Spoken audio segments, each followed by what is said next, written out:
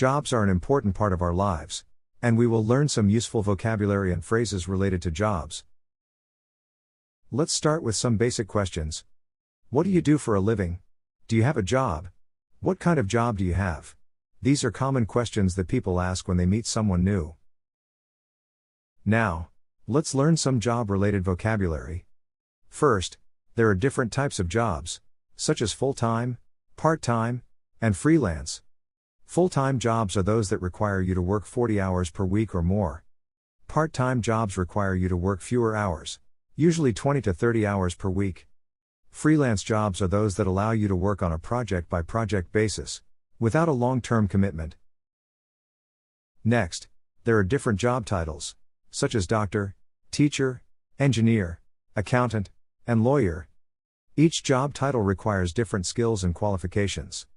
For example, a doctor needs to have a medical degree, while a teacher needs to have a teaching certificate. It's also important to know some job-related verbs, such as to apply for a job, to get a job, to interview for a job, and to resign from a job.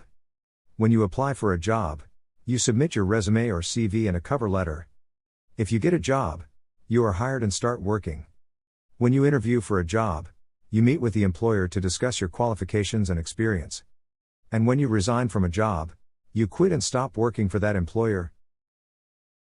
Finally, let's learn some job-related phrases. When you start a new job, you might hear "welcome aboard" or "nice to meet you." When you leave your job at the end of the day, you might hear "have a good night" or "see you tomorrow." And when you complete a project, you might hear "great job" or "well done." Well, that's all for today. Remember to practice listening to English as often as possible, and you'll see improvement in no time.